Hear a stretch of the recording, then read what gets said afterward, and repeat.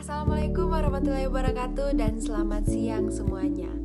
Perkenalkan, kami dari kelompok 7 yang terdiri dari Aziza Amir, Triadi Reski Mulyadi, Indira Kadir, Eka Kurnia Plabistoni, Risa Ardita Friandini, dan hari ini saya pembicara Tafia Sasa binti Majida Rahab yang akan membawakan materi tentang analisis spesimen dengan kasus seorang pria berusia 50 tahun yang dirujuk ke rumah sakit. Setelah mengalami batuk berkepanjangan 2 hari terakhir, dahak yang dikeluarkan oleh pasien tersebut disertai dengan bercak darah. Pasien mengalami penurunan berat badan hingga 8 kg sejak mulai menunjukkan gejala penyakit. Pasien juga merupakan perokok berat. Bagian laboratorium mikrobiologi klinis diminta untuk menganalisis bakteri penyebab penyakit infeksi tersebut. Pemeriksaan toraks menunjukkan adanya kavitas pada paru. Yang pertama akan kami bahas yaitu urgensi. Analisis spesimen penting dilakukan untuk mempermudah pengamatan sel bakteri sehingga dapat diketahui bakteri apa yang ada dalam spesimen tersebut yang dapat menyebabkan penyakit.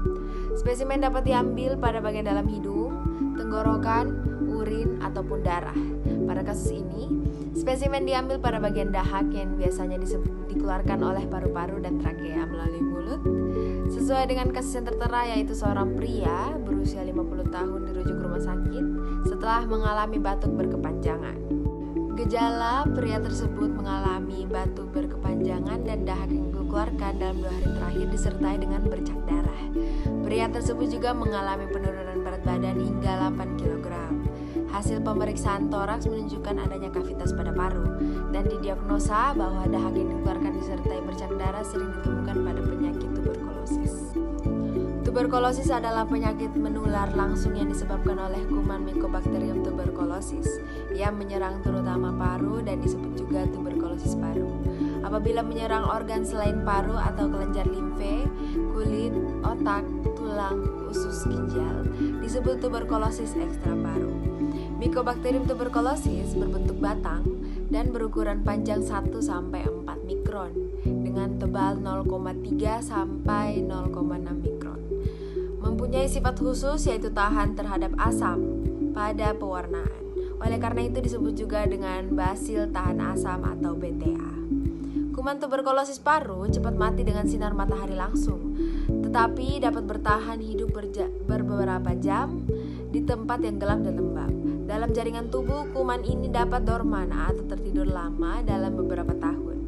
Tanda dan gejala yang paling umum pada penderita tuberkulosis paru adalah batuk yang terus-menerus dan berdahak selama 3 minggu atau lebih, mengeluarkan sputum, hemoptysis, sesak nafas, nyeri pada dada, lemah badan, berkeringat pada malam hari tanpa disertai kegiatan dan demam meriang lebih dari sebulan.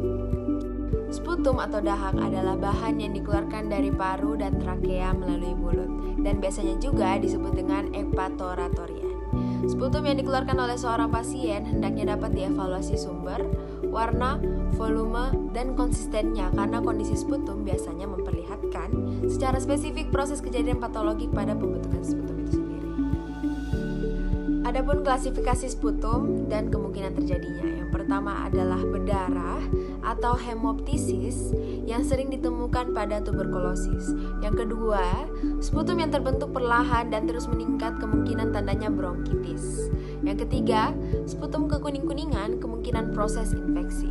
Yang keempat, sputum hijau, kemungkinan proses penimbunan nanah. Warna hijau ini dikarenakan adanya ferroperoksidase. Sputum hijau sering ditemukan pada penderita bronkitis karena penimbunan sputum dalam bronkus yang melebar dan terinfeksi. Yang kelima, sputum merah muda dan berbusa, kemungkinan tanda edema atau paru akut. Yang keenam, sputum berlindur, lekat, abu-abu atau putih, kemungkinan tanda bronkitis kronik. Yang ketujuh, ada sputum yang berbau, busuk, kemungkinan tandanya abses paru atau bronkitis. Adapun pengambilan sampel sputum, yang pertama yaitu sebelum mengeluarkan sputum, mintalah pasien untuk berkumur terlebih dahulu. Jika hanya sputum sewaktu saja yang dikehendaki, sputum panggillah yang terbaik. Ada kalanya diperlukan sampel kumpulan yaitu sampel 12 jam atau 24 jam. Sputum sewaktu ditampung dalam wadah bermulut besar atau lebar seperti cawan Petri, botol bermulut lebar, karton sputum atau sebagainya. dan harus dijaga agar jangan sampai wadah tersebut tercemari oleh bagian luarnya. Sputum harus selalu dipandang sebagai materi yang infeksius. Untuk pengumpulan sampel sputum dikumpulkan dalam pot sputum yang bermulut lebar, penampang 6 cm atau lebih dengan tutup berulir, tidak mudah pecah dan tidak bocor. Pot ini harus selalu tersedia di UPK atau Unit Pelayanan Kesehatan. Diagnosa tuberkulosis paru ditegakkan dengan pemeriksaan 3 spesimen sputum, yaitu SPS, sewaktu pagi sewaktu. Spesimen sputum sebaiknya dikumpulkan dalam 2 kunjungan yang berurutan. Pelaksanaan pengumpulan sputum, yaitu sputum sewaktu sputum, dikumpulkan pada saat pasien tuberkulosis paru datang berkunjung pertama kali. Pada saat pulang, pasien membawa sebuah pot sputum untuk mengumpulkan sputum hari kedua. Sputum pagi dikumpulkan di rumah pada hari kedua, segera setelah bangun tidur. Pot dibawa dan diserahkan sendiri ke petugas di UPK. Sputum sewaktu dikumpulkan di UPK pada hari kedua saat menyerahkan sputum pagi. Dilakukan pemeriksaan apabila seseorang dicurigai tertular penyakit tuberkulosis, maka beberapa hal yang perlu dilakukan untuk menegakkan diagnosis adalah anamnesa baik terhadap pasien maupun keluarganya, pemeriksaan fisik, pemeriksaan laboratorium, darah, dahak, cairan otak, pemeriksaan patologi anatomi, ronsen dada, dan uji tuberkulin. Untuk diagnosis tuberkulosis paru, pemeriksaan dahak dilakukan dengan mengumpulkan 3 spesimen dahak yang dikumpulkan dalam 2 hari kunjungan, yang berurutan berupa dahak sewaktu pagi sewaktu atau SPS. Diagnosis tuberkulosis paru pada orang dewasa dapat diketahui dengan ditemukannya basil tahan asam atau BTA pada pemeriksaan sputum secara mikroskopis. Hasil pemeriksaan dinyatakan positif apabila setidaknya 2 dari spesimen sewaktu pagi sewaktu basil tahan asam hasilnya positif. Tidak dibenarkan mendiagnosis tuberkulosis paru hanya berdasarkan pemeriksaan fototoraks saja. Fototoraks tidak selalu memberikan gambaran yang khas pada tuberkulosis paru, sehingga sering terjadi overdiagnosis. Gambaran kelainan radiologik paru tidak selalu menunjukkan aktivitas penyakit. Apabila hanya 1 spesimen yang positif, perlu diadakan pemeriksaan lebih lanjut, yaitu foto ronsen dada atau pemeriksaan sputum sewaktu pagi sewaktu yang diulang.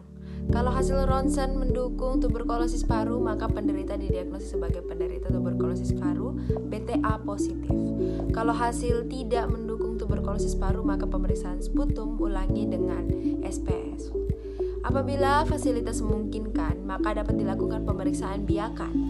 Bila 3 spesimen sputum hasilnya negatif, diberikan antibiotik sputum luas, misalnya cotrimoxazole atau amoxicillin selama 1-2-31 minggu.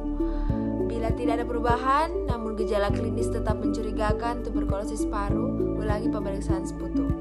Adapun klasifikasi pasien tuberkulosis yang terbagi menjadi 2, yaitu berdasarkan hasil pemeriksaan sputum mikroskopis dan berdasarkan tingkat keparahan penyakit.